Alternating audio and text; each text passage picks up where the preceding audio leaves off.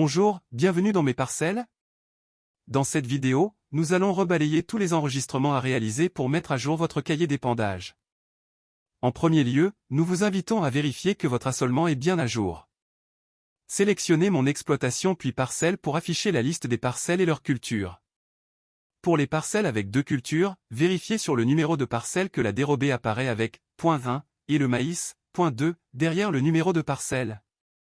Si ce n'est pas le cas, cliquez sur le stylo à droite d'une ligne de la parcelle.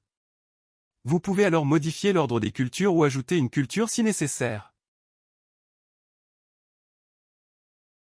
Pour les enregistrements de fertilisation, vérifiez dans l'onglet Intervention, puis Consultation de modification, ce qui a déjà été enregistré, notamment si vous utilisez l'application Mes parcelles depuis votre smartphone.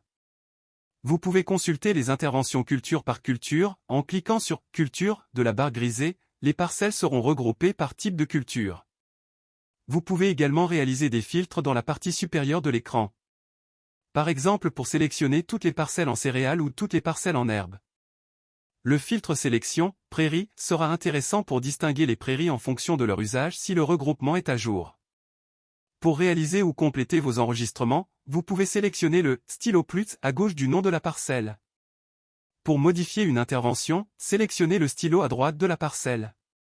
Cela permettra de modifier l'intervention sur toutes les parcelles concernées initialement par cet enregistrement. Si un filtre est activé, vous pourrez accéder à toutes les parcelles du filtre. Vous sélectionnez ensuite le type d'intervention réalisée.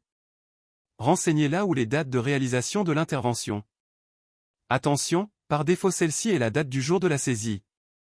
Pour les engrais organiques, vous devez renseigner le type de produit ainsi que les conditions d'épandage.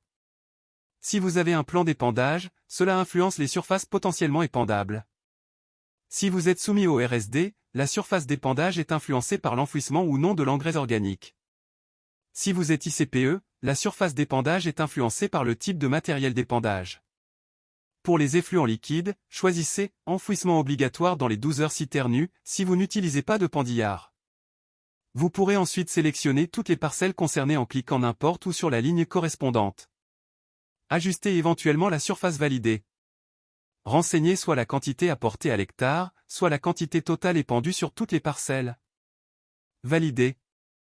Si d'autres interventions concernant le même lot de parcelles sont à saisir, vous pouvez cliquer sur « Enregistrer l'intervention » et conserver la sélection de parcelles, pour ne pas avoir à rechercher les parcelles à nouveau. Sinon, cliquez sur « Enregistrer l'intervention ». Les apports réalisés après la dernière récolte, que ce soit une moisson, une fauche, une pâture, seront à enregistrer pour la campagne suivante puisque c'est à elle qu'ils profiteront. Pour enregistrer les récoltes, il n'est pas possible de filtrer plusieurs cultures. Utilisez le bouton stylo plus, puis sélectionnez l'intervention. Récolte, pour tout ce qui récolte en grains, les céréales, le maïs grain, le colza par exemple. Ou récolte fourrage et paille, pour tout ce qui se fauche et ou ustensiles comme le maïs ensilage, le maïs épi, les métailles fourrage, l'herbe etc. Les rendements de paille sont estimés automatiquement en cochant l'onglet « Paille exportée ». Il n'est pas nécessaire d'enregistrer une récolte spécifique. Pour les récoltes fourrage, vous renseignez la date, la sélection de parcelles est validée.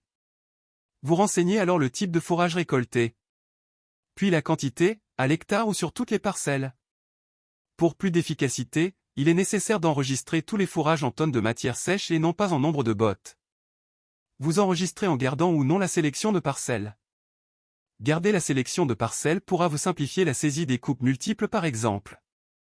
Une fois toutes ces interventions enregistrées et vérifiées, vous êtes à jour de vos enregistrements de la campagne passée et prêt à préparer la prochaine.